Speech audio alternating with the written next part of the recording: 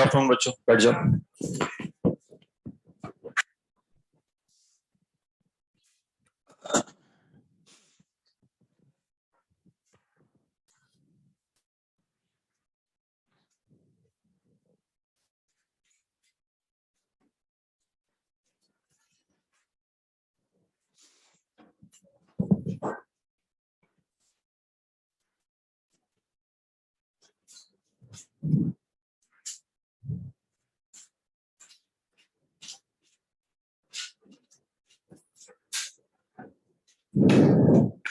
Put on the heading conformers and conformational isomers.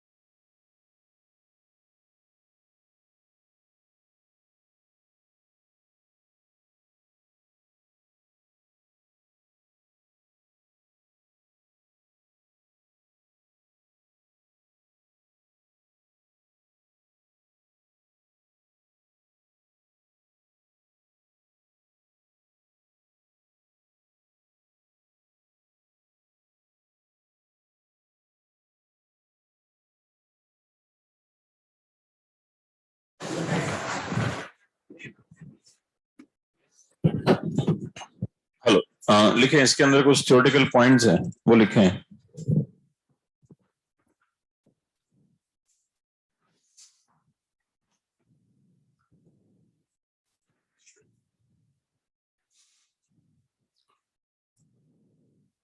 Infinite number of isomers.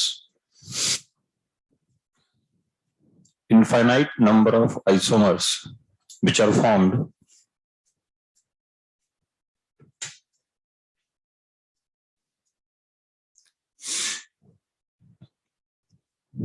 due to rotation around sigma bond. Due to rotation around sigma bond are called conformers.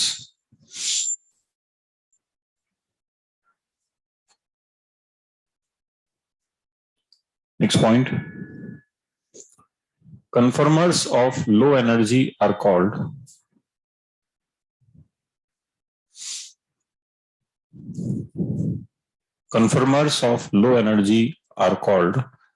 conformational isomers.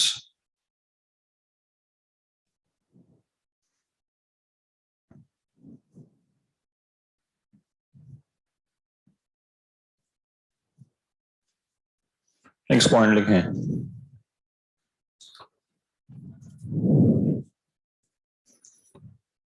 Potential energy और strain developed due to potential energy or strain developed due to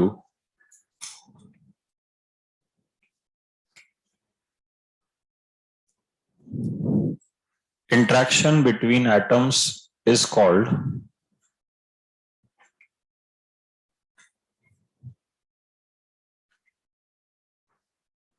potential energy or strain developed due to interaction between atoms is called van der Waal strain.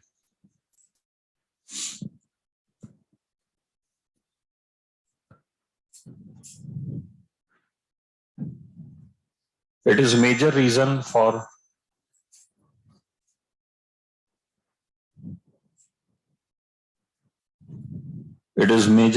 for instability in conformers.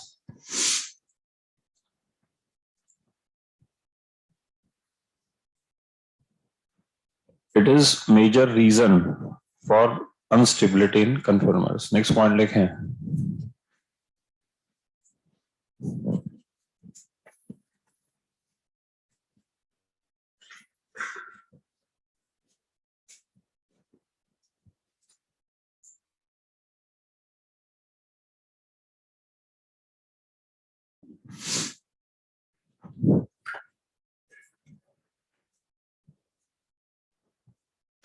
Potential energy due to interaction between bonds. Potential energy due to interaction between bonds is called torsional strain or dihedral strain.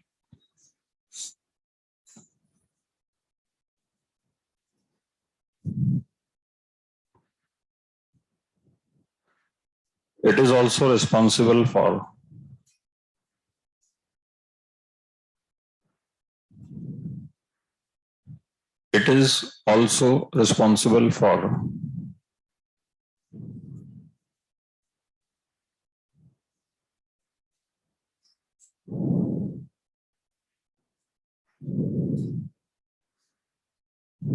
instability in conformers.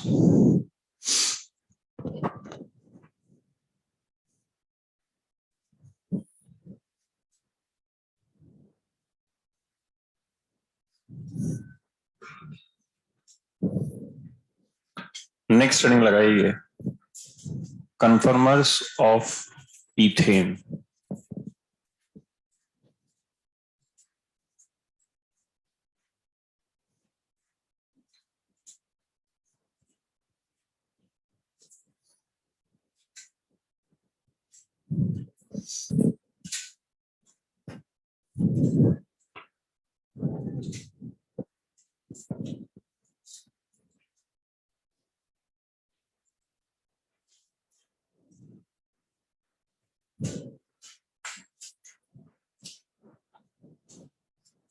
देखिए ethane के molecule को अगर Newman projection के अंदर बनाना हो तो I think this is the point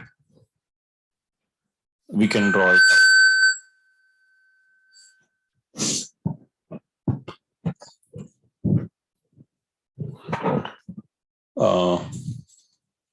इसे फ्रंट कार्बन मान लो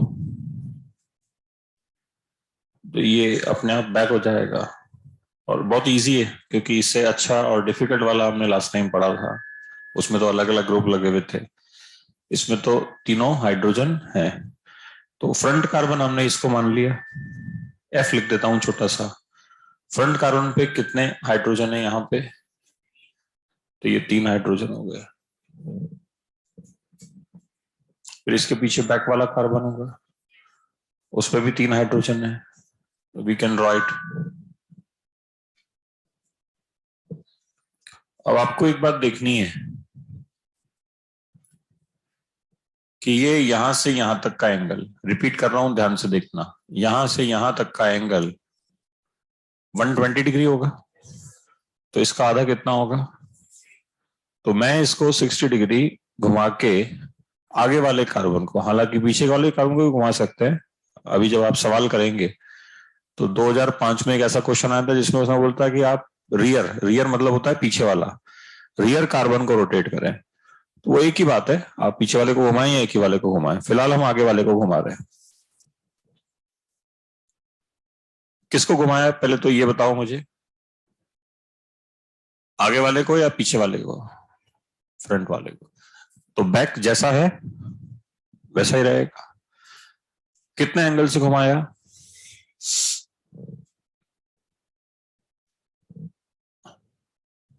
ये भी इथेन है, ये भी इथेन है, दोनों ही इथेन है, सिंगल बॉन्ड के अराउंड रोटेशन से जो मॉलिक्यूल बनते हैं उन्हें बोलते हैं कन्फर्मर्स। पॉइंट समझ में आ गया अभी? अब आप बोलेंगे कि सर अभी तो और घुमा सकते हैं, तो ठीक है और घुमाते हैं, लीजिए 60 डिग्री और घुमाया तो वापस से पहली वाली जैसी फॉर्म हमें मिल जाएगी।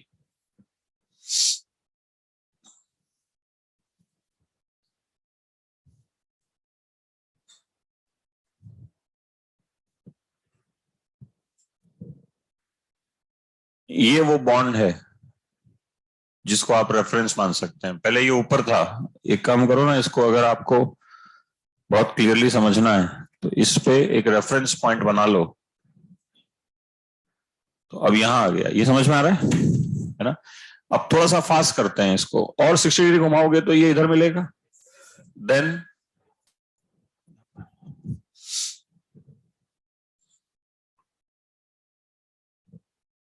अच्छा, पीछे वाला कार्बन सेम है, हम उसको रोटेट नहीं कर रहे, it is one and same.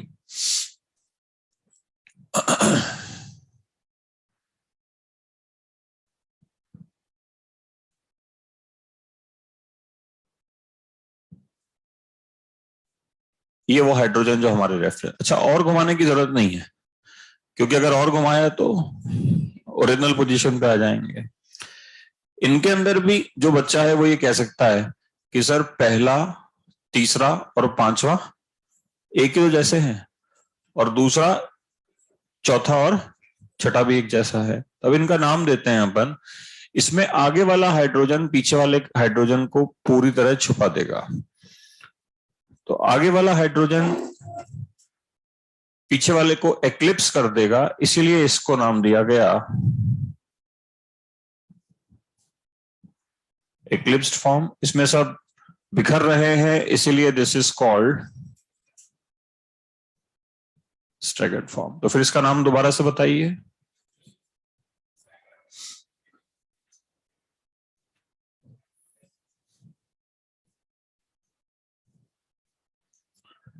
Angle of rotation भी आप लिख सकते हैं, ये तो बहुत ही इजी है। इसका 0 डिग्री मान लो, शुरुआत मान लो। यहां से यहां तक पहुंचने के लिए कितना घुमाना पड़ा?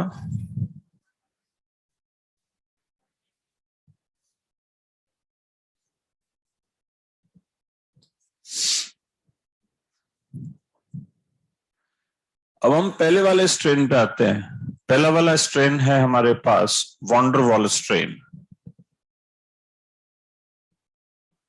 और दूसरा है torsional strain. Van der Waals की क्या परिभाषा लिखवाई है मैंने, एक बार पढ़ी है आप लोग?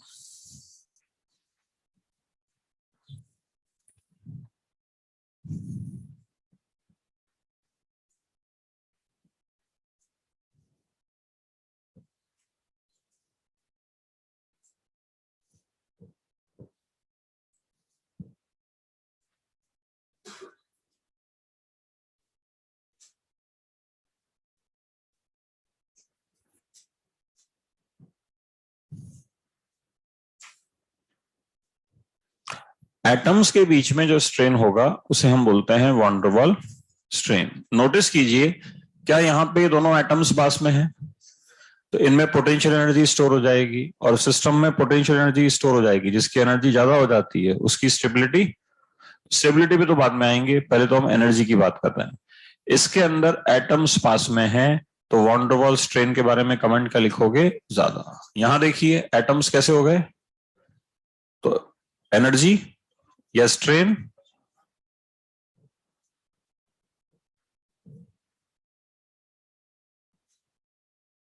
कुछ बच्चे बोलते हैं स्ट्रेन और एनर्जी अलग अलग होती है, नहीं, दोनों एक ही चीजें हैं। Either you call it strain और you call it energy.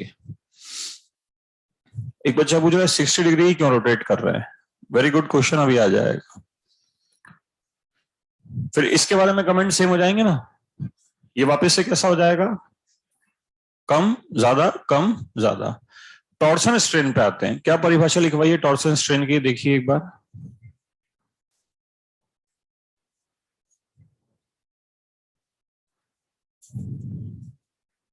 Torsion strain क्या है? बॉन्ड्स के बीच में जो इंटरेक्शन होगा, नोटिस करो आपको क्या लगता है, यहां पे बॉन्ड्स थोड़ा पास में है या फिर यहां पे ये पास में है?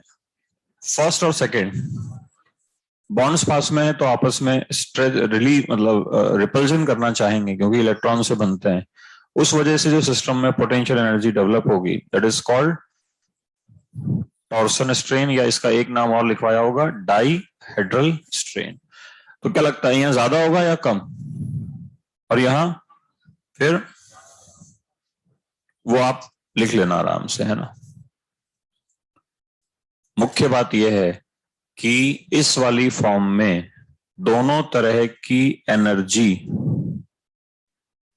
कैसी है, और जिस सिस्टम की एनर्जी ज्यादा होती है उसकी क्या कम होती है। यहां कमेंट लिखवाओ फटाफट, एनर्जी, स्टेबिलिटी। तो पॉइंट ये कहना चाहते हैं कि जो हमारा इथेन है वो एक्लिप्स फॉर्म में भी रह सकता है, स्टैगर्ड फॉर्म में भी रह सकता है, बट ज्यादा स्टेबिलिटी किसकी है, तो वो स्टैगर्ड फॉर्म में रहेगा। ये पॉइंट वो कहना चाहते हैं। तो हम जो कहते हैं ना कि भाई इथेन दो फॉर्म में रह सकता है, एक्लिप्स स्टैगर्ड, ये गलत हो गया। अब इथेन सिर्फ एक ही फॉर्म में रहेगा, दैट मीन्स ये इसमें कन्वर्ट हो जाएगा, बट ये इसमें कन्वर्ट होगा या नहीं होगा? हो जाएगा, बट स्टेबल नहीं रह पाएगा। इसी को तो कहते हैं सिंगल बॉन्ड के अराउंड रोटेशन फ्री होता है। मेरी बात समझ पा रहे हैं आप लोग? ये कुछ ऐसे होता है अगर आप समझें तो, जैसे ये देखो, ये बॉन्ड सिंगल है दोनों के बीच में, अभी ये हाइड्रोजन और ये हाइड्रोजन एक्लिप्स है या स्टैगर्ड है? अब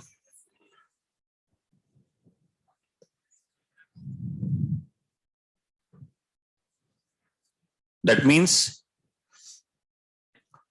एक्लिप्स फॉर्म में मॉलिक्यूल एग्जिस्ट नहीं करता। एक्लिप्स फॉर्म में मॉलिक्यूल एग्जिस्ट, जब आप इसको देखते हैं ना, तो इसका जब सिग्नल लेते हैं आप, तो 100% मॉलिक्यूल हमेशा किस फॉर्म में मिलेंगे आपको? स्टैगर्ड फॉर्म में मिलेंगे। मगर बॉन्ड सिंगल है तो रोटेशन तो होता रहेगा। तो हम कहते हैं कि एक ट्रांजिशन स्टेट की तरह थोड़ी सी देर के लिए ये कौन सी फॉर्म है? एक्लिप्स्ड। एक्लिप्स फॉर्म वहां अपीयर हो सकती होगी। It is like that. Point समझ में आ गया सभी को? अब इसका ग्राफिकल रिप्रेजेंटेशन भी हो जाता है कि ग्राफिकल रिप्रेजेंटेशन कैसे इसमें आ सकते हैं। तो आइए ग्राफिकल रिप्रेजेंटेशन देता हूं मैं आपको।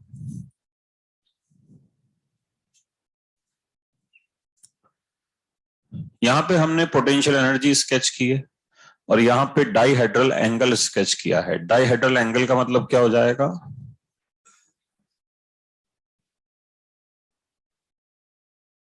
डाईहेड्रल एंगल क्या हो जाएगा? बॉन्ड्स के बीच में एंगल ऑफ रोटेशन। तो शुरुआत में एंगल हम कितना मान लिया? 0 डिग्री, फिर 60, देन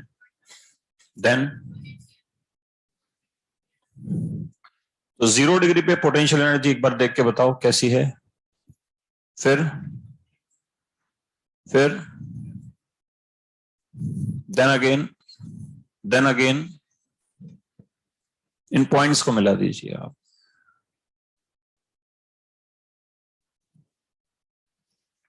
यही वो पॉइंट्स हैं जिन्हें आप बोल रहे थे कि ये है एक्लिप्स और ये है, फिर अगेन ये इस तरह से मिलेगा।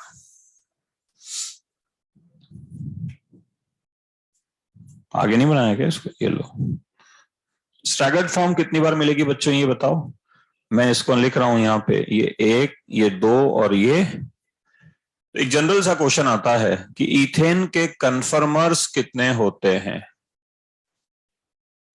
तो कन्फर्मर्स कितने हो जाएंगे इथेन के बच्चों? इनफाइनाइट। इनफाइनाइट कैसे होंगे भाई? अभी तो हमने 60 डिग्री घुमाया, तो अगर आप एक पॉइंट की बात करो तो एक सर्कल पे पॉइंट कितने हो जाते हैं? इनफाइनाइट। अगर आप थोड़ा थोड़ा घुमाओगे तो इनफाइनाइट बार घुमा सकते हो। अब ये इनफाइनाइट पॉइंट्स में लो एनर्जी फॉर्म कितनी बार आई? कौन कौन सी 3 है गिनो? पहली एक स्टैगर्ड, और तीसरी स्टैगर्ड। इन फॉर्म्स को बोलते हैं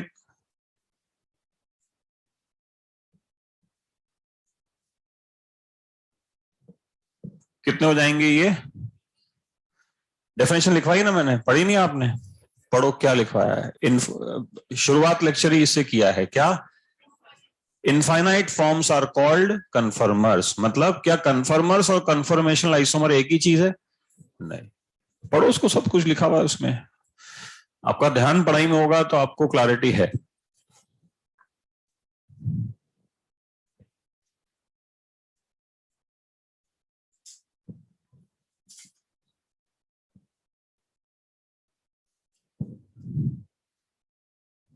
एक बच्चे ने नाम लिख रखा है लव कुश। ये दो हैं कि दो हैं?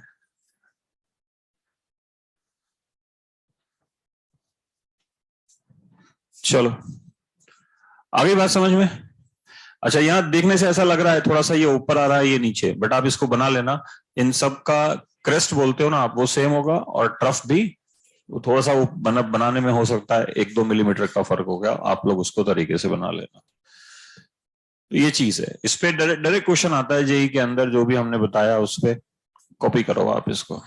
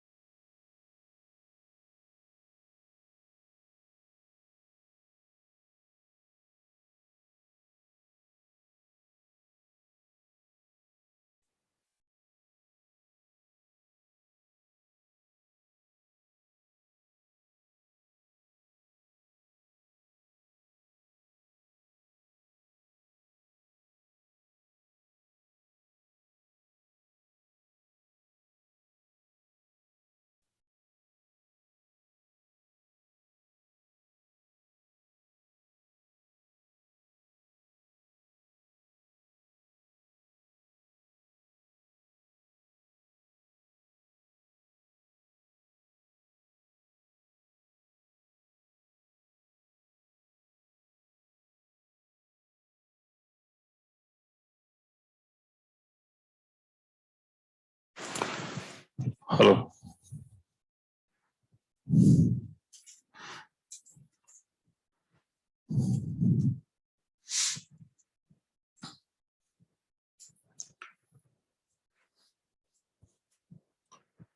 नेक्स्ट सिमिलर कन्फर्मेशनल डायग्राम बन जाएगा प्रोपेन का। तो नेक्स्ट हेडिंग लगाएं, conformational analysis of propane. Simple heading लगा लो, कन्फर्मर्स ऑफ प्रोपेन।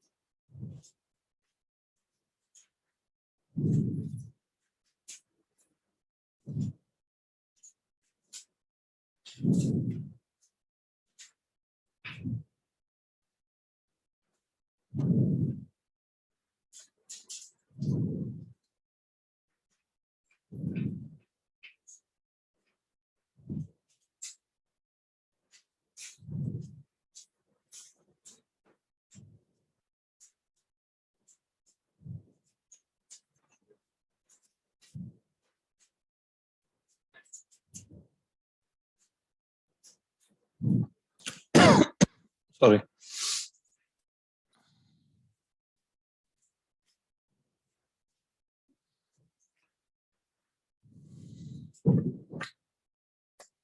हाँ भाई कॉपी कर लिया है क्या?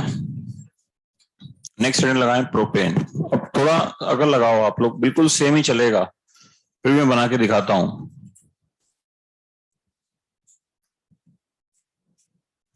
प्रोपेन हो गया यहाँ पे। तो कैसे बनाएंगे propane? Do you have any particular idea कि प्रोपेन कैसे बनाएंगे? बोलिए। CS3 आ जाएगा उसमें, सिंपल बात है। ये देखो ना, ये CS3 लगा दिया, CS3 CH2 CS3, कंफर्म करो प्रोपेन है या नहीं है। तो फ्रंट कार्बन पे एक मिथाइल लगा दिया, ये प्रोपेन बन गया।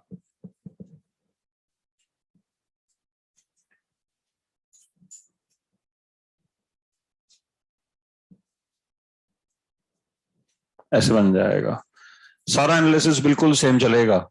बस एक छोटी सी बात है जो आपको समझनी पड़ेगी कि इस बार पिछली बार से जो इंट्रैक्शंस हैं वो थोड़े ज्यादा होंगे या थोड़े कम होंगे? ज्यादा होंगे, क्योंकि पिछली बार जो इंट्रैक्शन था वो हाइड्रोजन और हाइड्रोजन के बीच में था, और इस बार जो इंट्रैक्शन है वो मिथाइल और मिथाइल का साइज बड़ा होता है। जितना साइज बड़ा होगा इंट्रैक्शन भी उतना ही ज्यादा होगा। ये बात समझ में आती है क्या आपको?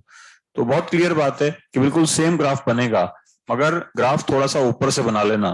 तो मैं बना देता हूं इसको। सो इट इज मोर और लेस लाइक दिस।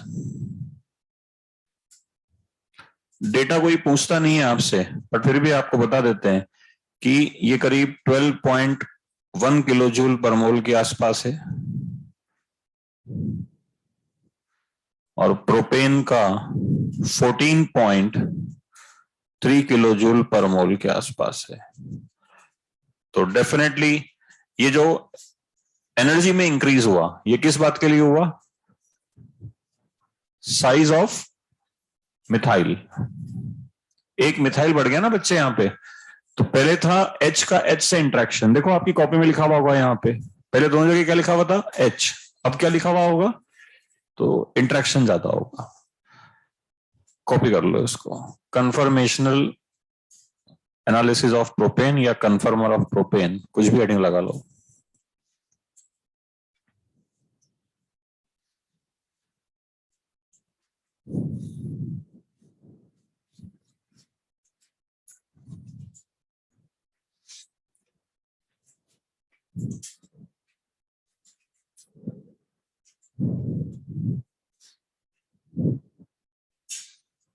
एक को रिमूव किया तो दो और आ गए, अब तीन और आ गए। अलग अलग नामों से आ रहे हैं, पता नहीं कौन कौन है। अरे तुम लोग पढ़ाई वढ़ाई कर लो, ये सब काम मत करो। कोई बच्चे लड़कियों के नाम से आ रहे हैं, बच्चा यहाँ बैठा है क्लास अटेंड यहाँ से कर रहे हैं, ये सब काम मत करो भैया। तुम्हें इस बात का अंदाजा नहीं है कि तुम लोग क्या फालतू काम में लगे हुए हो।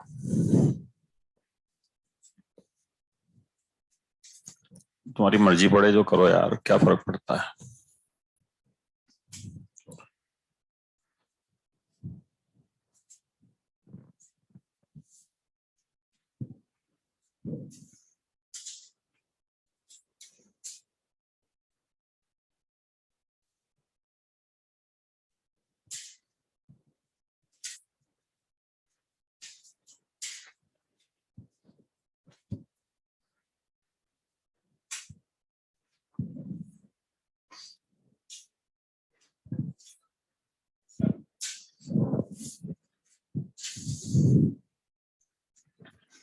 Any doubts to clear? कुछ पूछना है आपको?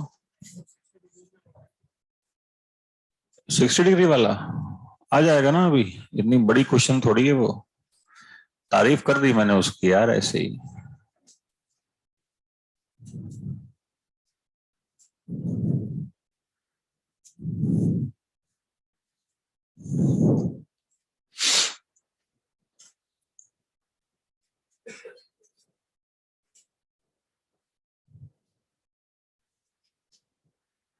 नेक्स्ट हेडिंग लगाएं। पहले मीथेन हो गया, सॉरी इथेन हो गया, फिर प्रोपेन। अब क्या आना चाहिए? प्रोपेन के बाद क्या आता है? थोड़ा अकल लगाओ। तो ये थोड़ा कॉम्प्लेक्स है, इसके लिए अलग से हेडिंग लगाइए आप। कन्फर्मेशनल एनालिसिस ऑफ ब्यूटेन, ये थोड़ा ज्यादा ही कॉम्प्लेक्स है।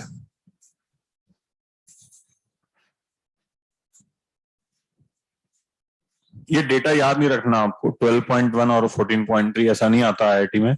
बस ये जरूर पूछेगा कि किसका ज्यादा होगा, तो वो तो नेचुरल है, जिसके पास जितने ज्यादा बड़े ग्रुप होंगे उसका ज्यादा होगा।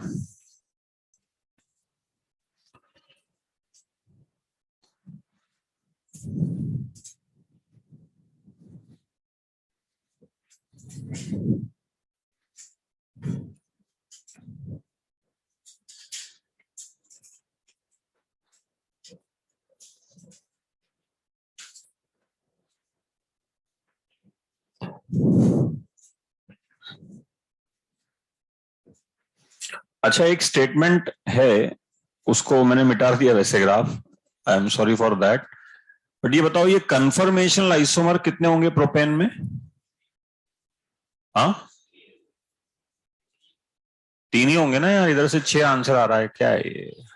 3 है मतलब 3 ही होंगे, वो मिटा दिया तो 3 ही होंगे। कौन कौन से 3 होंगे, नीचे वाले या ऊपर वाले? तो जो नीचे वाले हैं उनको डी जनरेट बोल सकते हैं क्या? डी जनरेट एक शब्द होता है, उसका क्या मतलब होता है? तो एक बार चेक करो आपके पास, मैंने मतलब I am sorry for that मिटा दिया। ग्राफ में चेक करो, तीनों की एनर्जी सेम आ रही है क्या नीचे वालों की?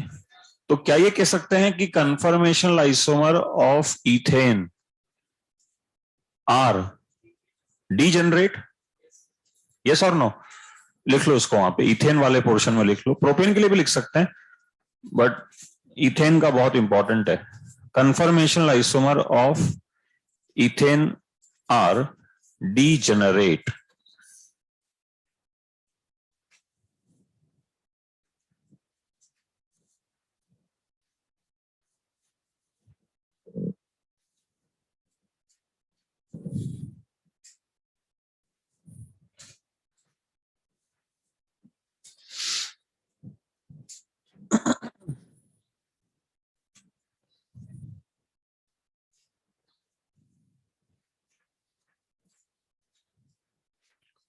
नेक्स्ट हेडिंग लगाएं, कन्फर्मेशनल आइसोमर ऑफ या कन्फर्मेशनल एनालिसिस ऑफ ब्यूटेन। नए पेज से हेडिंग लगाएं ब्यूटेन के बारे में।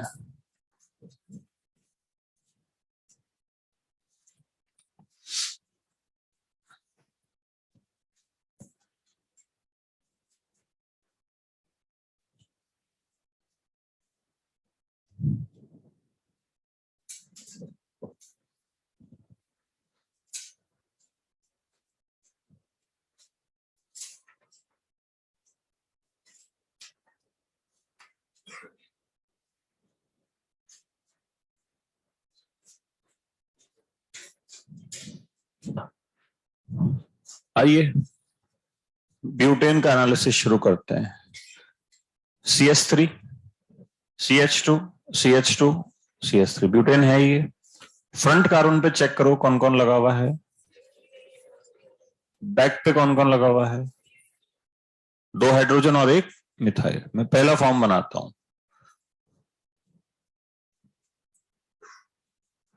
CH3 CH2, फिर पीछे वाला CH2 और फिर पीछे वाला CH3। ब्यूटेन है ये। ऐसे चेक करो, फ्रंट कार्बन पे 2 हाइड्रोजन और 1 मिथाइल, और बैक कार्बन पे भी 2 हाइड्रोजन और 1 मिथाइल। अब इसको 60 डिग्री से जब आप रोटेट करेंगे, आप कौन से वाले कार्बन को रोटेट कर रहे हैं, फ्रंट कार्बन को या बैक कार्बन को? तो back carbon as it is है, उसको हमने नहीं चेंज किया, ये बन जाएगा अपने पास। अब मुझे एक छोटी सी बात बताइए, क्लियर सी बात बताइए, इसका एंगल 0 डिग्री है तो इसका कितना हो जाएगा? 60 60 जोड़ते जाओगे, बहुत क्लियर है ना? ये तो नाम लिखते हैं, नोटिस करो कि इसमें इस बॉन्ड ने इसको पीछे छुपा रखा है। हालांकि आप बोल सकते हो सर तो दोनों दिख रहे हैं मुझे तो, बट वो ऐसा थोड़ा सा हल्का सा टेढ़ा करके दिखा रखा है। रियलिटी में ये इसको एक्लिप्स करेगा। और ये कैसा दिख रहा है, तो इसका नाम क्या हो जाएगा? यहां तक समझ में आता है सभी को? इसके आगे आपको थोड़ा सा ध्यान रखना है कि इस चीज को हम लोग बोल देते हैं फुली एक्लिप्स, क्योंकि इसको हम लोग बोल देते हैं पार्टली एक्लिप्स, अधूरा। पार्टली का मतलब होता है अधूरा, और ये भी पार्टली एक्लिप्स। फुली का मतलब होता है बेटा पूरा। मिथाइल मिथाइल को छुपाएगा,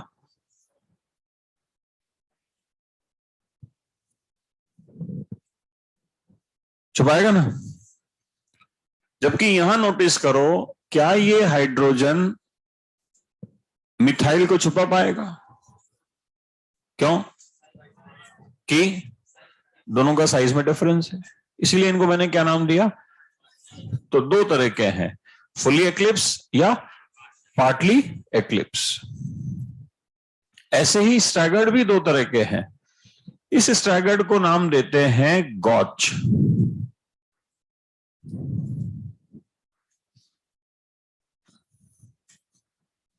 क्या नाम दिया इसको?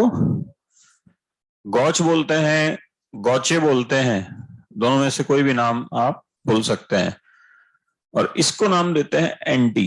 ये सिन एंटी वाला एंटी नहीं है, ऐसे ही कुछ अलग नाम देना था तो नाम दे दिया एंटी। आई थिंक लॉजिकल है, क्योंकि जब दोनों ग्रुप अपोजिट होंगे तो एंटी।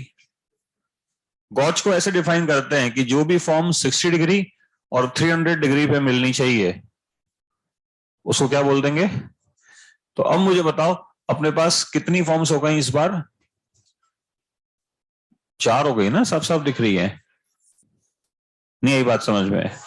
सब कुछ बोर्ड पे तो लिखा हुआ है। एक्लिप्स फॉर्म कितनी हो गई? एक कहां हो गई यार? अच्छा तुम कुछ मत बोलो, मैं बोल रहा हूं, है ना। एक्लिप्स फॉर्म कितने तरह की है? दो, फुली और पार्टली।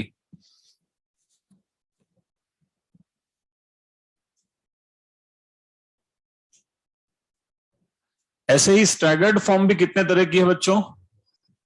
दो हो गई। कौन कौन सी? गॉच और, इतनी सी बात कर रहा था बस मैं आपसे, अभी थोड़ा क्लियर हो गया। अब हम इसमें टॉर्सनल स्ट्रेन का कैलकुलेशन डालते हैं। तो टॉर्सनल स्ट्रेन का कैलकुलेशन तो बड़ा सिंपल है। मैं इस लाइन के ऊपर लिखूंगा जो भी होगा। बताओ थोड़ा सा जल्दी से कि इसके अंदर बॉन्ड पास में है तो टॉर्सनल स्ट्रेन कैसा होगा?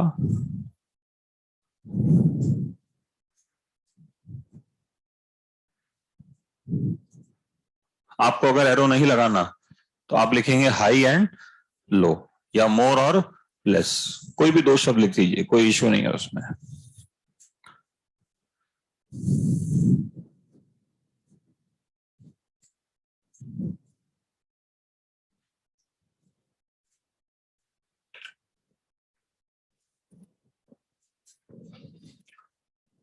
वॉन्डरबॉल स्ट्रेन पे कमेंट आता है कि इसका वॉन्डरवॉल कमेंट होगा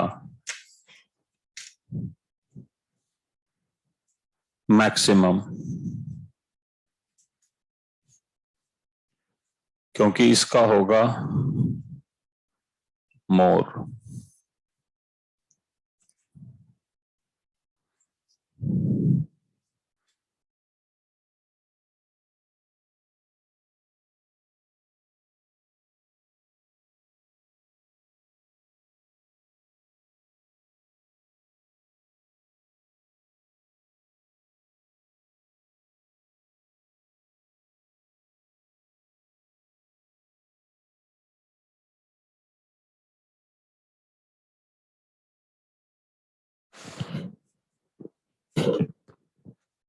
तो दिस इज मैक्सिमम, लॉजिकल है, मैक्सिमम होगा, क्योंकि आप नोटिस करो कि यहां मिथाइल के साथ इंटरेक्शन है, दो बड़े ग्रुप हैं। ऐसा इंटरेक्शन कहीं और मुझे दिखा दो फटाफट से, नहीं है ना, इसीलिए मैक्सिमम। अब आप कहोगे सर ये मोर कैसे हो गया, यहां भी इंटरेक्शन है, ऐसा नहीं है। मिथाइल का किसके साथ है, सीधा H के साथ, तो इनको पहले छांटना है, ये मैक्सिमम और ये मोर। कुछ बच्चे बोलते हैं सर ये मिथाइल में, अरे तो कैसे हो गए दूर, ये कैसे हो गए स्टैगर्ड, लिखा हुआ है वहां पे पहले ही, ये रहा स्टैगर्ड। तो दो कमेंट आ जाएंगे इसमें, मैंने क्या लिखा देख के बताओ एक बार। और ये जब ये मोर है तो ये भी मोर होगा, क्योंकि अरे वो सेम ही तो है।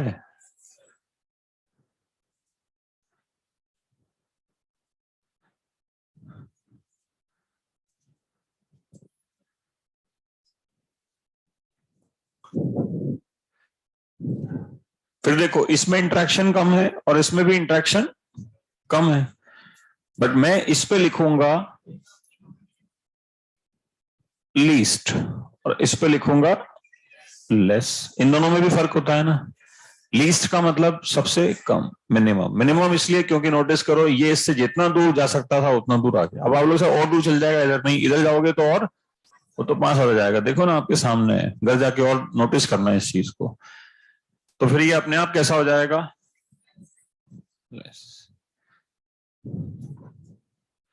ये बात समझ में आती है आपको।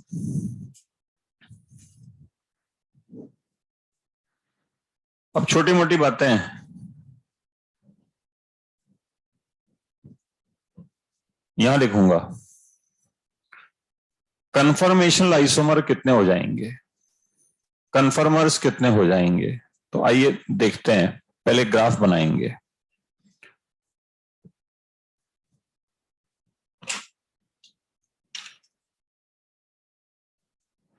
ये तो हो गई पोटेंशियल एनर्जी आपकी, और ये हो गया एंगल। पहला एंगल बोलो फटाफट, वहां देख के 0, वहां देख के 60-60 जोड़ते जाओ जल्दी जल्दी बोलो, ठीक है। 0 डिग्री पे पोटेंशियल एनर्जी सिस्टम की कैसी है, देख के बताओ।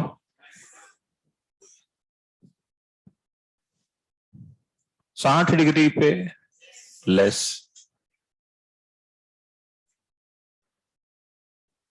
120 पे मोर, ये देखो वापस से मोर, ये नहीं होगा ना क्योंकि ये मैक्सिमम का पॉइंट है।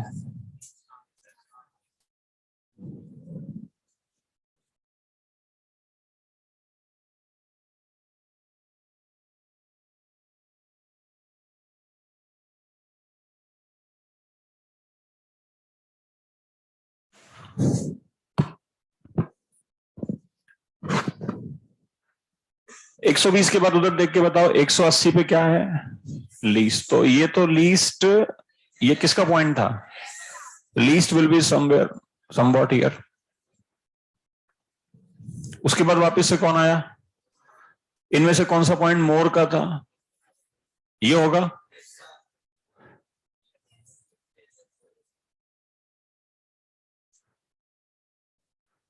नाम बोलो फटाफट से, बोलो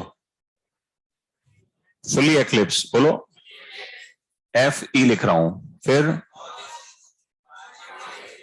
P का मतलब पोटेंशियल एनर्जी नहीं है, कंफ्यूज मत हो जाना, लिख देता हूं EC। चलो, और ये वो फॉर्म है जो सबसे इंपॉर्टेंट है, कौन सी है, वो ऑनलाइन वाले ने पूछा था ना 60 डिग्री वाला सवाल, शायद ये तुमने पूछा था, ऑनलाइन वाला था, एक लव कुश था वो। ये कौन से हैं, पार्टली एक्लिप्स, और ये वापस से। तो लवकुश भाई इसलिए हम इसको 60 डिग्री से रोटेट करते हैं क्योंकि बेसिकली 1 घंटा हो गया पढ़ते पढ़ते। ये क्वेस्ट इसलिए है, ये मेहनत इसलिए कर रहे हैं कि हमें कौन सी फॉर्म ढूंढनी है मैक्सिमम एनर्जी की या मिनिमम एनर्जी की? ये देखो मिनिमम एनर्जी की आ गई। क्या नाम है इस फॉर्म का? और ये कितना एंगल घुमाने से आई? 60।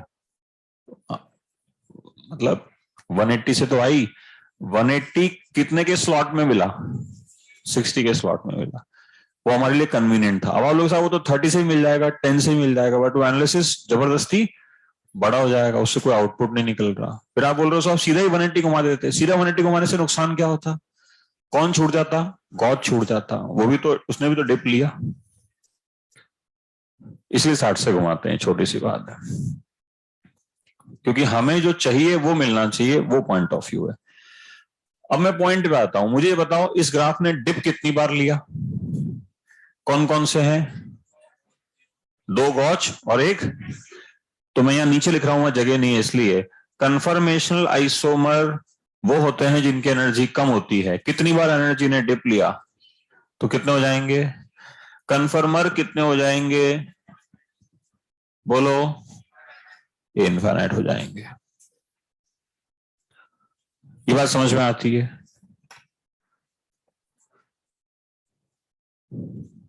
कॉपी करो इसको फटाफट से, फोटो भी ले लो इसका, कॉपी करो, बहुत तरीके से कॉपी करो एक एक पॉइंट।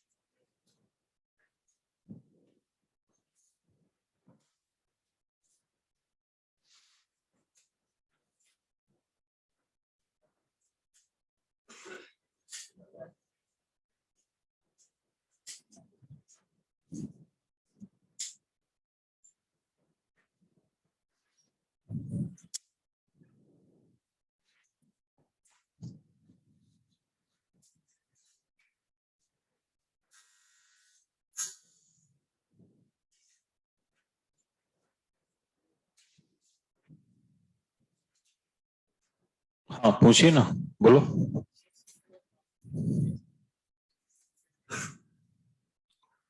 सब बनाएंगे यार अभी।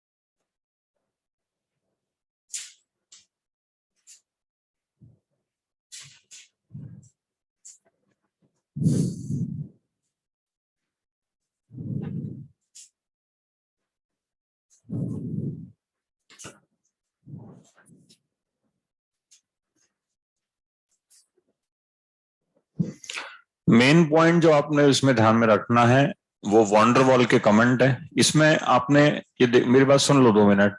इसमें आपने ये देखा होगा, एक सेकेंड बस। इसमें आपने देखा होगा कि कमेंट होमोजिनस चल रहे हैं, या तो ज्यादा है या, क्योंकि ये स्ट्रेन किसके बीच में था? बॉन्ड्स के। इसमें आपने देखा होगा कि कमेंट में डिफरेंशियल नेचर है, क्योंकि ग्रुप्स में डिफरेंशियल नेचर है। यहां इंटरेक्शन मिथाइल मिथाइल का है, जबकि यहां मिथाइल एच का है, फिर यहां मिथाइल मिथाइल का दूर से है, ऐसे अलग अलग आ रहा है ना। तो इसलिए ये ध्यान रखना है बस आपको।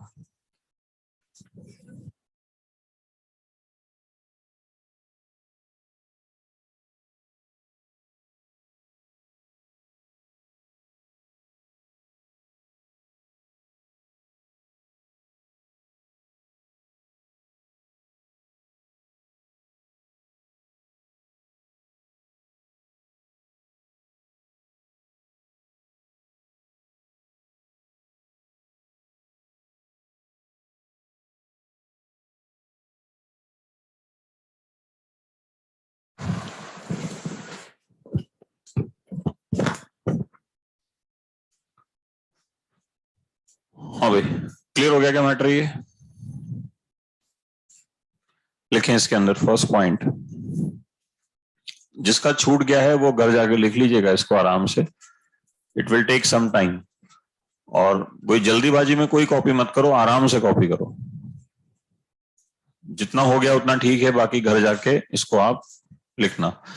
अभी मेन पॉइंट पे आता हूं मैं। मुझे बताइए, ब्यूटेन के अगर एक सिंपल सवाल आए कन्फर्मेशनल आइसोमर कितने होंगे, तो वो कौन हो जाएंगे? लिखो, butane has 3 conformational isomer, 2 गॉच and 1 anti.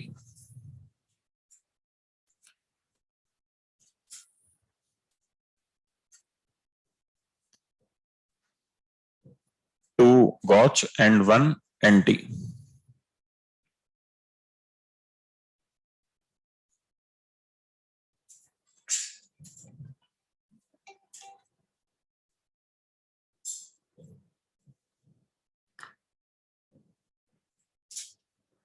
Dipole moment of Gauch and NT are different.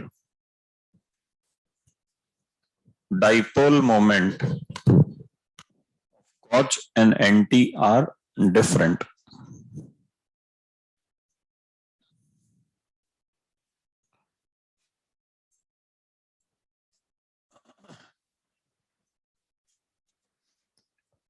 मेरा पॉइंट ध्यान से सुनना, देखो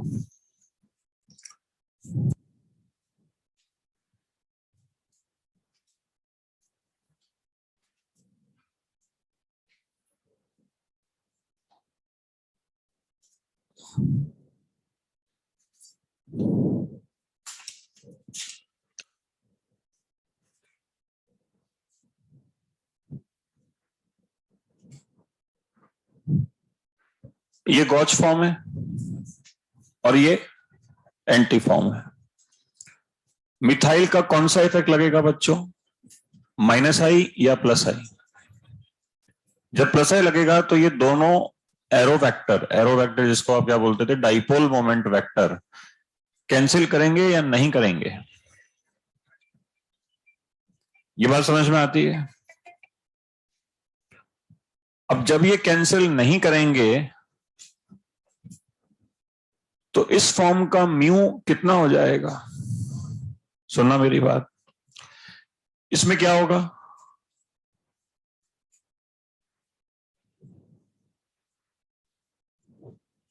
इसमें क्या होगा? कैंसिल कर लेंगे तो म्यू कितना हो जाएगा?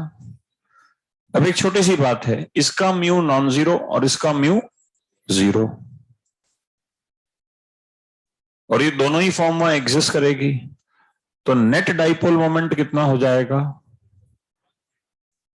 एक्स, इसका मान लो एक्स होता है, इसका जीरो, तो एक्स प्लस जीरो कितना होगा? एक्स आएगा ना।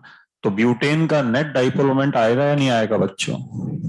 हेंस हम कह सकते हैं कि ब्यूटेन का नेट डाइपोल मोमेंट जो होता है वो नॉन जीरो होता है। पहला पॉइंट जो लिख पाऊंगा अभी, और वो किसकी वजह से होता है? गॉच फॉर्म की वजह से होता है। जबकि ऐसे देखें तो ये तो सीधा दिखता है, लीनियर दिखता है। कई बार बच्चों को लगता है कि यार ये इससे कैंसिल कर लेगा, नहीं कर पाएगा, owing to what? The gauche conformer, gauche form. अभी बात समझ में आ गई है आपको? लिख लो इस चीज को।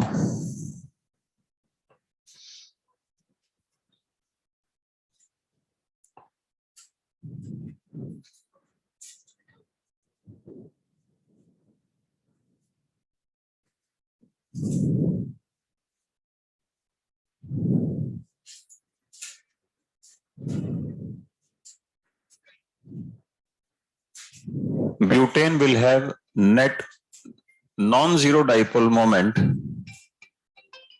Butane will have net non-zero dipole moment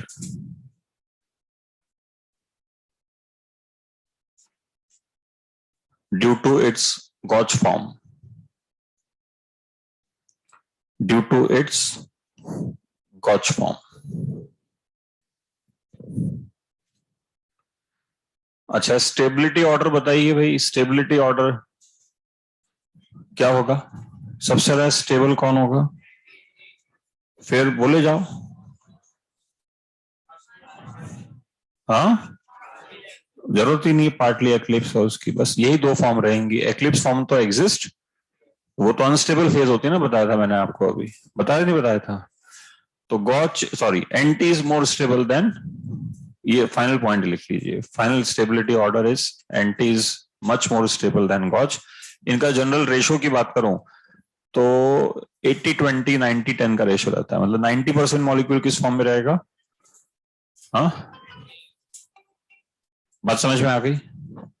copy करो इसको।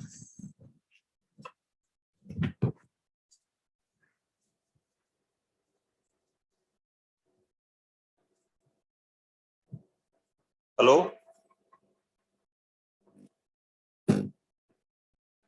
हेलो,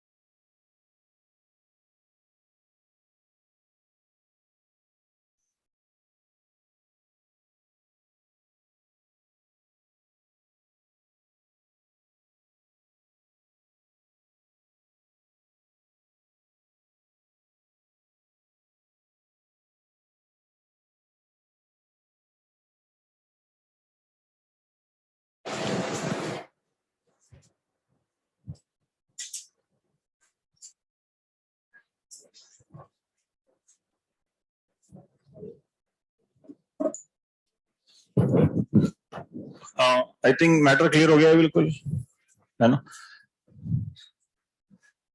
नेक्स्ट आप लोग हेडिंग लगाएं, conformation analysis of 1,2 dichloro ethane. 1,2 dichloro ethane.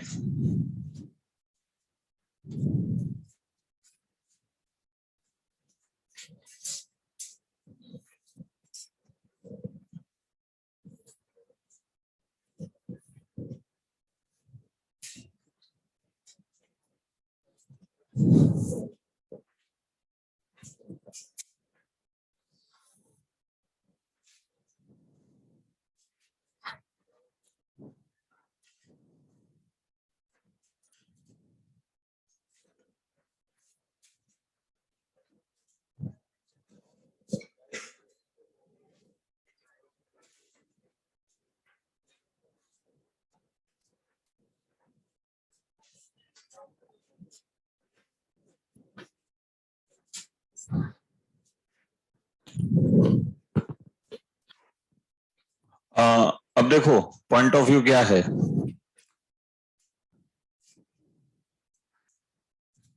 Analysis बिल्कुल सेम चलेगा। यह है 1,2 डाइक्लोरो इथेन, ग्राफ भी बिल्कुल सेम ही आएगा। मुझे इतना सा बता दो, अच्छा नाम वगैरह सब सेम है ना, दोबारा लिखोगे सब कुछ, समझ में आ गया ना? एटलीस्ट नाम बोल तो दो एक बार, जो मुझे कंफर्म हो कि आपको कुछ आता है समझ में। Fully eclipse,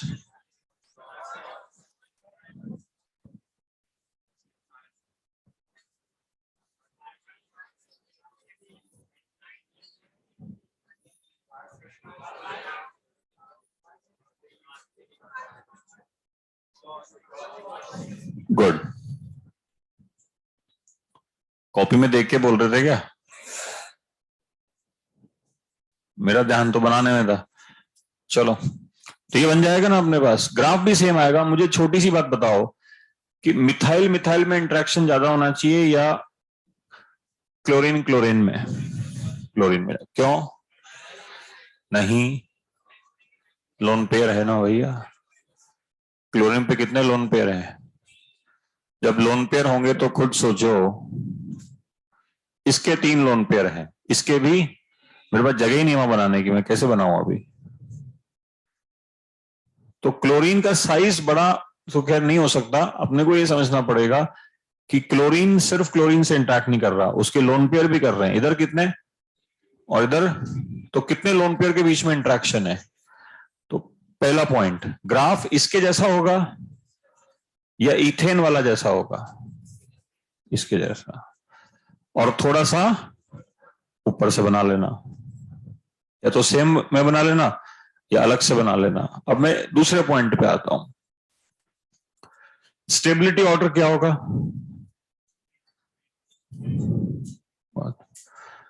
net dipole moment 0 होगा या नॉन जीरो होगा?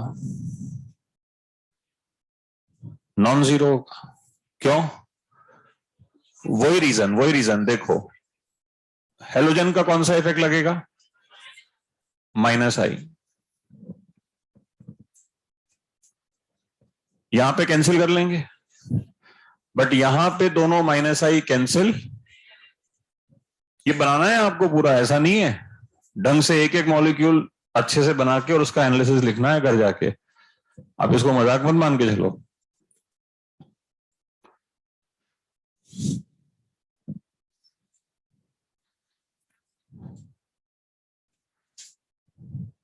टू 2004 में एक अच्छा क्वेश्चन आया ज्वाइंट एंट्रेंस के अंदर।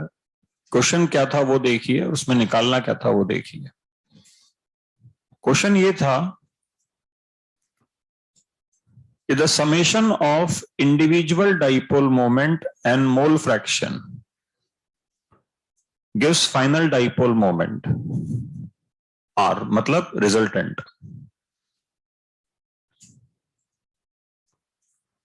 और R की वैल्यू उन्होंने दी हुई थी, मुझे याद नहीं, शायद 1 मान लेते हैं,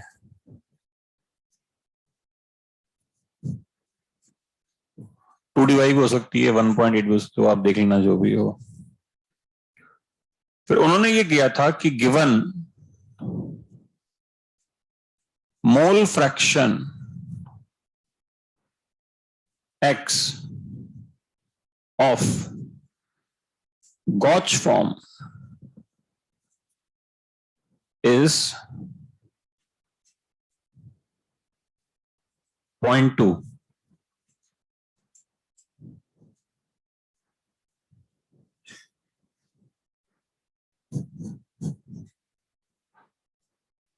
NT form is 0.8. Find mu NT. Sorry. Find mu Gauch.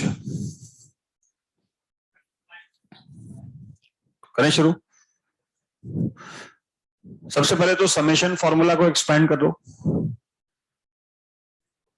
Summation का मतलब जितने भी फॉर्म्स होंगे उन सबको, आई का मतलब इंडिविजुअल फॉर्म्स को सम करेंगे अपन। तो ये हो जाएगा mu resultant is equal to mu anti mole fraction anti mu gauche, mole fraction gauche, और इन दोनों के बीच में साइन कैसा आएगा, क्योंकि समेशन है। अच्छा, मैंने एक्लिप्स वाले क्यों नहीं लिए, है ना। अब इस फॉर्मूला के अंदर क्या क्या गिवन है वो लिखो फटाफट से, जल्दी जल्दी से। तो म्यू रिजल्टेंट, रिजल्टेंट मतलब फाइनल डाइपोल मोमेंट कितना गिवन है, 1/, is equal to mu anti mole fraction of anti. Notice करो एंटी फॉर्म का म्यू कितना है, एक क्वांटिटी जीरो होते ही ये पूरी क्वांटिटी कितनी हो गई, खत्म हो गया, बचा म्यू गॉच एक्स गॉच। तो म्यू गॉच और मोल फ्रैक्शन ऑफ गॉच। अब आप मुझे बताओ, दो क्वांटिटी हैं, इसका मोल फ्रैक्शन दिया हुआ है कितना है, 0.8, तो इसका कितना हो जाएगा, 1 माइनस 0.8, 1 में से माइनस करते हैं ना, तो कितना हो जाएगा, ये समझ में आ गया। तो म्यू गॉच कितना हो जाएगा, 1/0.2, कितना हो गया, 5/। इजी कैलकुलेशन है, बट आपको ये समझना पड़ेगा कि सवाल को एक्सपेंड कैसे करते हैं। पहले सवाल एक्सपेंड करने के बाद इतनी सारी फॉर्म्स में से सिर्फ कितनी फॉर्म्स निकालनी पड़ेंगी, एंटी और गॉच, इस तरह से। तो पहले तो एक काम करो, पूरा क्लोरीन के बारे में ये पूरा एनालिसिस पूरा लिख के लाना, उसके बाद ये क्वेश्चन लिखना और उसका सॉल्यूशन लिखना, तो आपको समझ में आ जाएगा।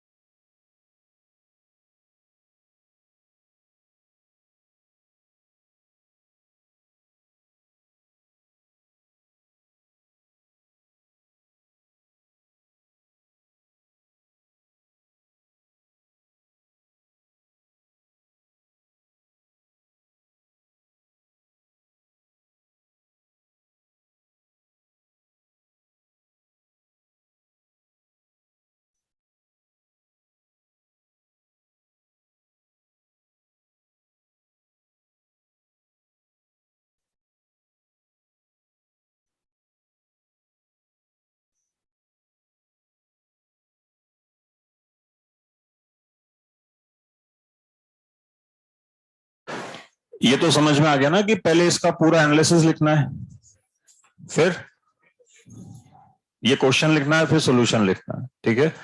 एनालिसिस जिसको समझ में आए वो समझ के लिखना, जिसको समझ में ना आए, वो ब्यूटेन वाला लिखा हुआ है, कॉपी पेस्ट करते रहना कि हाँ ऐसा होगा, धीरे धीरे। वो आपके ऊपर है कि आप किस तरह से काम करना चाहते हैं।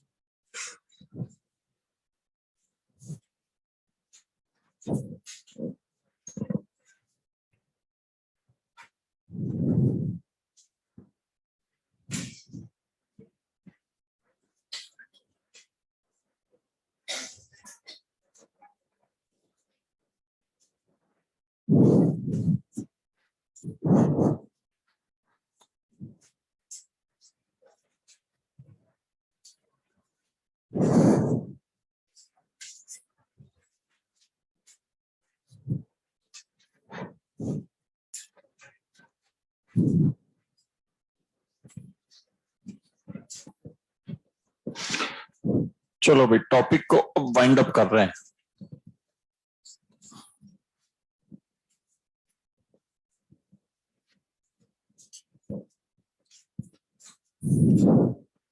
जॉइंट एंट्रेंस के अंदर इसमें बड़े लॉजिकल और सिंपल क्वेश्चन आते हैं। तो वो कहता है कि भाई नियोपेंटेन का बनाइए। तो नियोपेंटेन का स्ट्रक्चर आता है क्या आपको? चेक करो, ये मैंने आइसोपेंटेन बनाया या नियो बनाया। एक बार नियोपेंटेन है ये। अब सिमेट्रिकल है तो ज्यादा अकल नहीं लगानी इसमें। इसको मान लो कि ये फ्रंट कार्बन है, फ्रंट, तो ये अपने आप कौन सा हो गया? बैक। फ्रंट कार्बन से कितनी चीजें लगी हुई हैं चेक करो? 3 हाइड्रोजन। बैक कार्बन से कितनी चीजें लगी हुई हैं?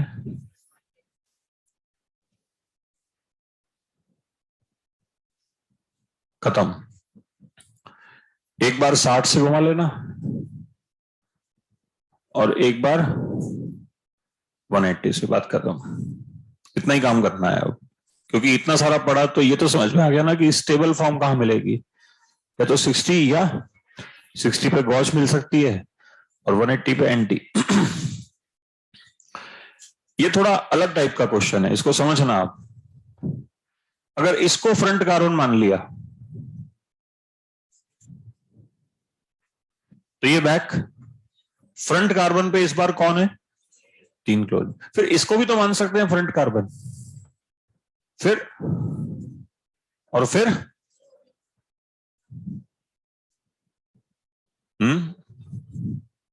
मेरी बात समझ में? इसमें कोई केमिस्ट्री लगाई नहीं, मैं लॉजिक लगा रहा हूं सिंपल सा। इसमें क्या पॉइंट है नहीं समझ में आने का? अरे ये थोड़ा सा मेहनत करो यार तुम लोग। इतनी सी बात कर रहा हूं, सुनो। मान लो एक बार इसको फ्रंट कार्बन मान लिया। फ्रंट कार्बन पे कितने क्लोरीन है बच्चों? और बैक पे क्या क्या बना? CF3।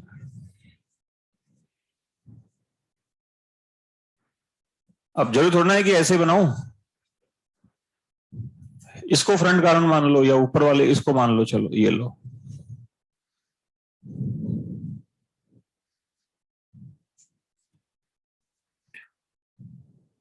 फ्रंट कार्बन से ड्यूटेरियम क्या क्या बच गया? CCl3, CF3 और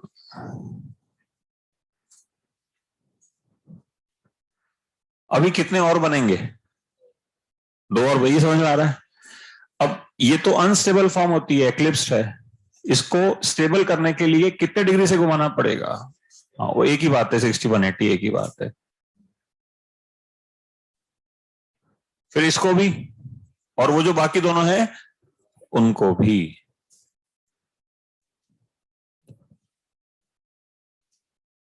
तो एनर्जी डिप, एनर्जी लो कितनी बार होगी? 4 बार, इस अलग अलग फॉर्म में। ये समझ में आ रहा है आपको? मिनिमम 4 बार बोल रहे हैं। पेंटेन के बारे में अच्छा क्वेश्चन आ जाता है कि किसको फ्रंट माने किसको बैक माने। तो जनरली इसको मान लेना फ्रंट और इसको मान लेना बैक। तो इस बार थोड़ा सा अंतर आएगा, यहां बना के दिखाता हूं। फ्रंट कार्बन से नोटिस करो बच्चों, एक मिथाइल और 2 हाइड्रोजन है, अग्री करते हो? अब बैक कार्बन से देखो वहां पे। अब कुछ बच्चे बोलते हैं इसको फ्रंट नहीं मान सकते थे क्या? तो इसमें मानने वाली बात क्या है? इसको ऐसे करके घुमा दो पूरा, तो ये मिथाइल कहां जाएगा? फ्रंट में। मतलब हम जो फ्रंट और बैक मान रहे हैं ना, वो जस्ट हमारा एक कन्वीनियंस है। ऐसा कोई रिजिड नहीं है कि आपको इसी को फ्रंट मानना है। ये समझ में आता है आपको? सब्जेक्ट लॉजिकल चल रहा है, आप रटो मत इसको बैठ के अच्छा ऐसा बनाना है। कैसे बना सकते हो आप? बस एक चीज ध्यान रखनी है कि ये कौन सी फॉर्म है? एक्लिप्स। तो मतलब कैसी हुई? अनस्टेबल। तो ये किस में कन्वर्ट होगी ले दे के?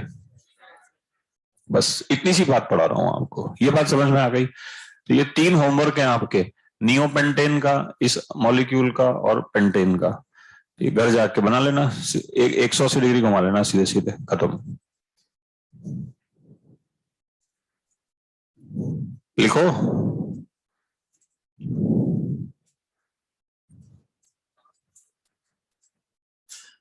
हाँ जी,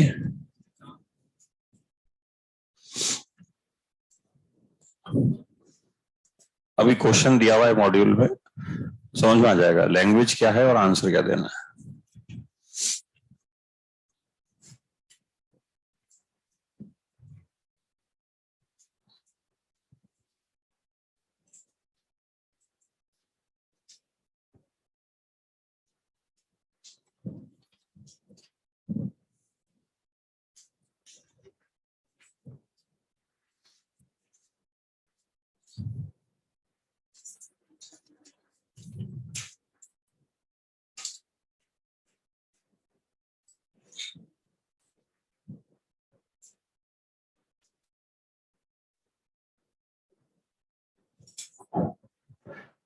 हाँ भाई, पॉइंट क्लियर हो गया क्या?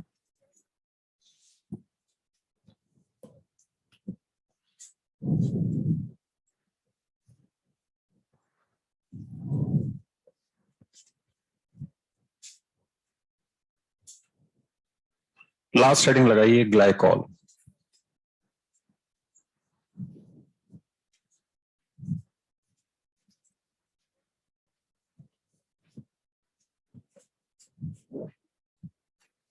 अभी तक मैंने जो कुछ पढ़ाया वो सब आईआईटी में आ चुका है। ग्लाइकॉल बचता है, इसीलिए ग्लाइकॉल इंपॉर्टेंट है। ठीक है, तो ग्लाइकॉल को आप एक्सेप्शन मान के पढ़िए, जो आपकी मर्जी पड़ती है वो आप मानिए, बट इंपॉर्टेंट है।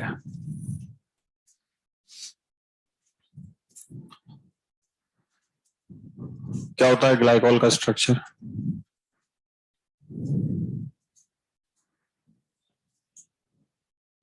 सही है क्या ये स्ट्रक्चर?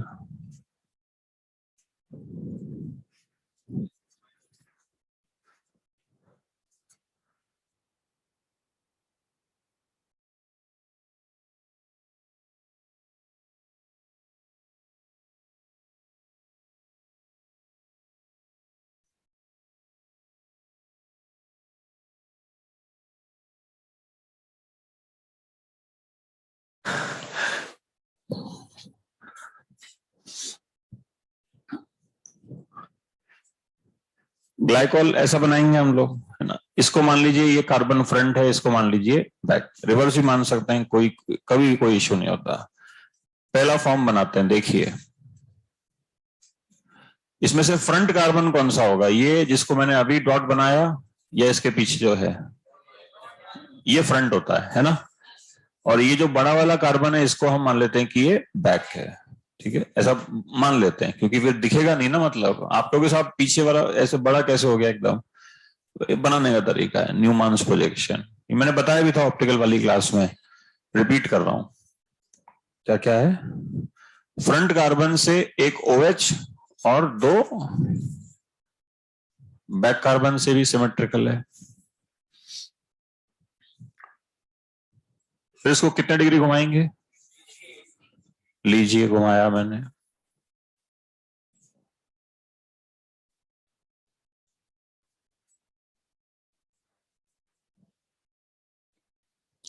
फिर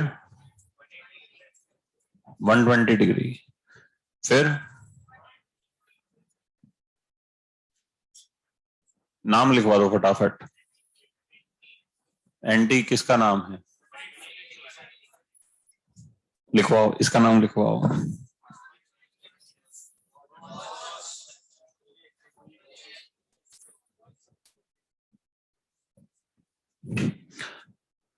अभी तक जो हम आपको पढ़ा के आ रहे थे उसमें हमने आपको ये बताया कि जो स्टेबिलिटी का ऑर्डर था वो एंटी का ज्यादा था और गॉचे का कम था। अभी एक्सपेरिमेंटल डेटा भी बता दिया था कि ये 90-80% रहता है, जबकि ये सिर्फ इसका वो बताते हैं ना आपको, मोल फ्रैक्शन 0.8 था इसका। और इसका रीजन क्या बताया था भाई, ऐसा क्यों होता है? What was the basic reason behind that? Van der Waals strain बताया था ना। रीजन भी लिख देता हूं मैं, लो आपको। एक्चुअली क्या होगा कि एच बॉन्डिंग वाले केसेस में, एच बॉन्डिंग भी कैसी वाली है, इंट्रा वाले केसेस में।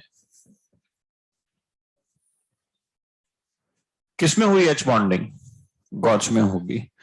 चेक करते हैं एक बार हो रही है या नहीं हो रही है।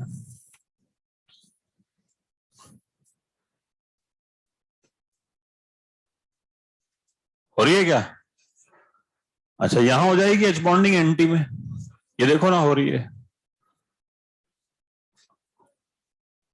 ये एच बॉन्डिंग है या नहीं है? कैसे?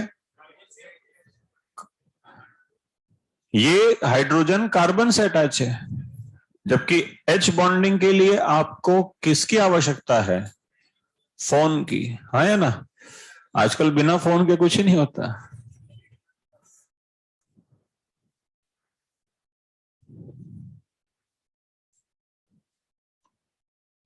चलो काफी सारी बातें हैं, बट अभी पॉइंट पे आते हैं।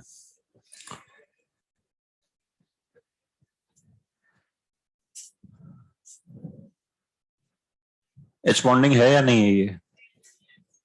बस, तो आपको बात समझ में आ गई। तो हमें ये जिम्मेदारी से रखना है कि there are two stability orders. पहला वाला तो जनरल है, ये हमेशा लगेगा।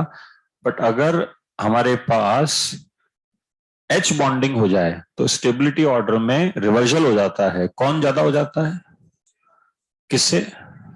एंटी से। अब इसके एग्जाम्पल देता हूं मैं आपको, बड़े अच्छे अच्छे एग्जाम्पल। ग्लाइकोल तो खैर है ही सही, बहुत अच्छा एग्जाम्पल। बट जैसे इसमें होगी क्या एच बॉन्डिंग, एक बार मुझे थोड़ा सोच के बताओ, आपने पढ़ा है क्या? हाँ,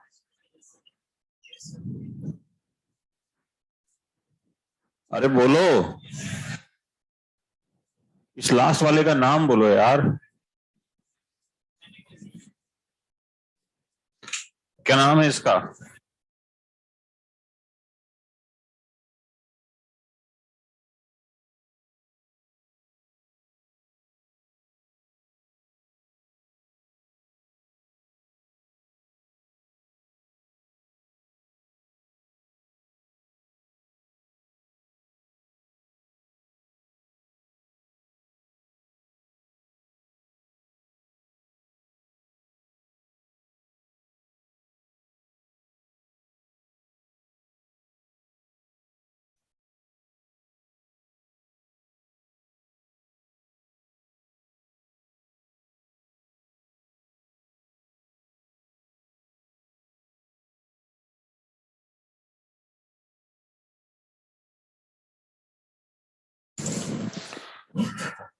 तो ये है भाई आपका चैप्टर जिसका नाम था कन्फर्मेशनल एनालिसिस, आइसोमर्स।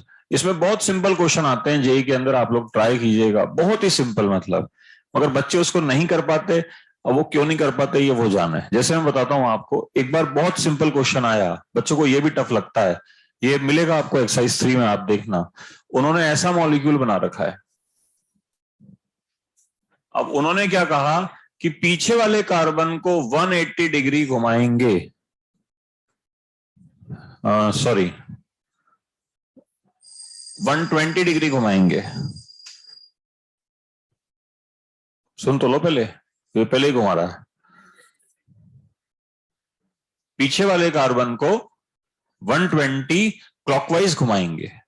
भाई 120 एंटी क्लॉकवाइज घुमाए या क्लॉकवाइज घुमाए, ये डिफरेंस पैदा हो जाएगा ना। तो इसीलिए कह रहा था, सुनो पहले।